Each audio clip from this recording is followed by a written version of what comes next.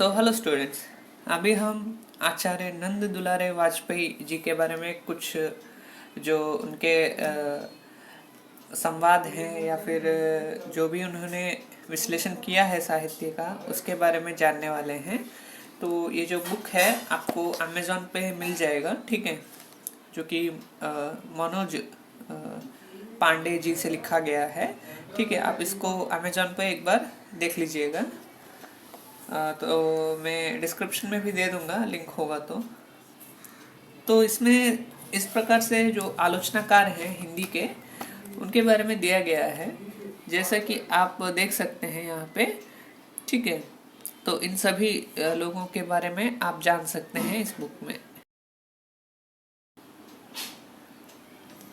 तो रामचंद्र शुक्ल के बारे में तो हम बहुत कुछ जानते हैं, लेकिन फिर भी उनके बारे में किसी और दिन हम बात करेंगे। लेकिन अभी के लिए जो है नंद दुलारे वाजपेयी जी के बारे में हम बात करने वाले हैं। ठीक है, तो चलिए कुछ जो उनके बारे में इम्पोर्टेंट बातें हैं उसी के बारे में हम अभी बात करेंगे। जैसे यहाँ पे देखिए, यदि यह सच है कि प्रत्येक साहित्य युग अपना आलोचक स्वयं पैदा करता है, तो मानना होगा कि छायावाद युग ने वाजपेयी जी को उत्पन्न किया है। ठीक है, तो आप समझ गए होंगे अभी इस लाइन से कि ये प्रमुखतः छायावादी और स्वच्छंदवादी आलोचक हैं। ठीक है, मतलब ये छायावाद का समर्थन करते हैं और स्वच्छंदवाद का भी समर्थन करते हैं विशेष रूप से। ठीक है, जो कि रामचंद्र शुक्ल के विपरीत है, मतलब ऑपोजिट।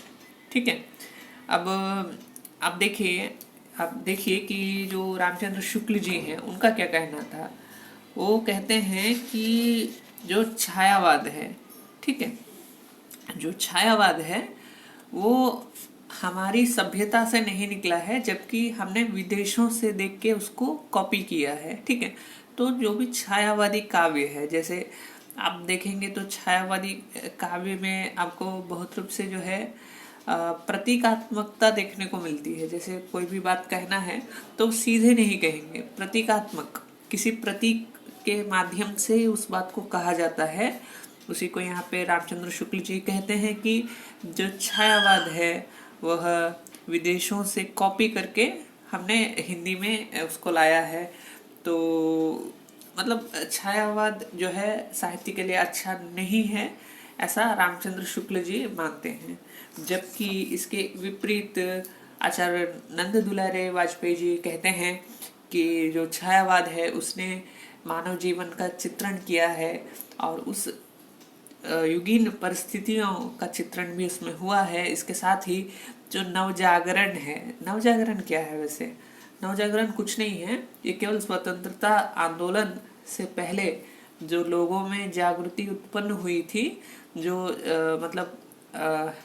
एक जागृति लोगों में आई थी, ठीक है, सामाजिकता की, तो उसी को हम यहाँ पे नवजागरण कहते हैं।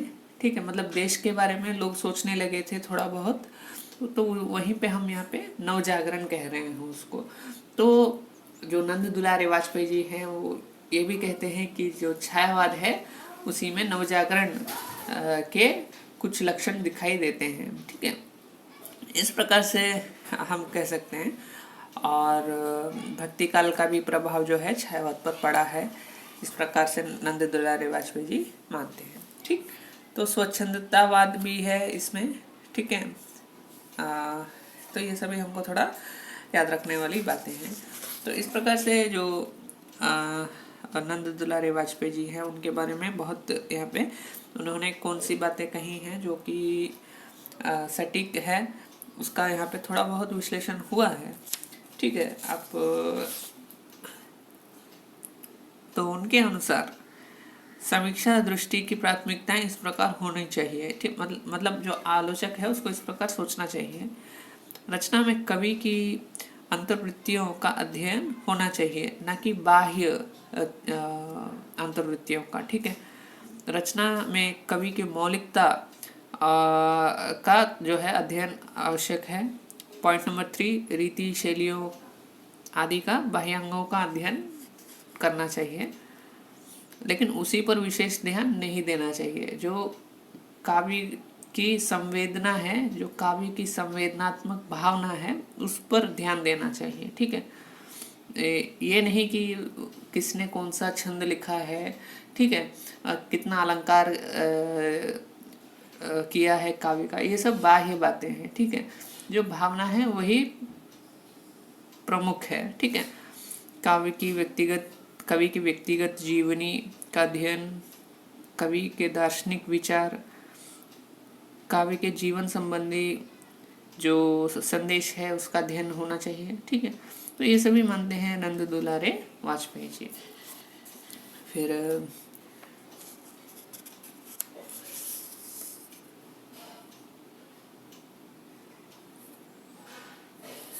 तो वो कहते हैं कि जो भरतेंदु जी हैं उनके समय से स्थिति में थोड़ा परिवर्तन हो चला, आंखें खुली और यह आभासित हुआ कि रस किसी छंद में नहीं है, वह तो मानव संवेदना के विस्तार में है। नायक नायिका कवि जी की कल्पना में निर्माण होने के लिए नहीं है, प्रगतिशील संसार की नानाविध परिस्थितियों और सुख दुख की तरंगों में डूबने उतारने और घुलकर निकारने के लिए है, और काव्य कला का सौष्ठव्य भी अनुभूति की गहराई में है। ठीक है, तो केवल बाह्य बातें नहीं, आंतरिक संवेदना को देखना आवश्यक है काव्य में, ऐसा नंद दुलारे वाजपेयी जी इस वाक्य में कह रहे हैं। ठीक है, जो इम्पोर्टेंट है उसी को दिया गया है। तो यहाँ तक मैंने इसका विश्लेषण किया है, जो आवश्यक होगा बाद में इसका और विश्लेषण करूँगा, क्योंकि अभी तो बहुत आलोचक हैं। ठीक है, तो जो यूजीसी नेट है हमारा एग्जामिनेशन, उसमें पूछ लिया जाता है कि इनका विचार क्या रहा। ठीक है, इस आलोचक का विचार क्या रहा, इसमें से 2 सही ऑप्शन सेलेक्ट कीजिए, ऐसा क्वेश्चन बन जाता है। या कभी कभी क्या पूछ लिया जाता है कि इस वाक्य को किसने कहा, जैसे हमने अभी ये देखा भरतेंदु के बारे में उन्होंने कुछ कहा है, तो ये किसने कहा। ठीक है, ऑप्शंस में आपको सेलेक्ट करना होता है। तो निश्चित रूप से बुक पूरा पढ़ना अच्छा है, हो सके तो एक बार पूरा पढ़ लीजिएगा। ठीक है, क्योंकि यहाँ से 1-2 क्वेश्चन तो बनते हैं। ठीक है, तो चलिए हम फिर से नेक्स्ट वीडियो में फिर से मिलेंगे, नेक्स्ट क्लास में हम फिर से मिलेंगे। तब तक के लिए थैंक यू।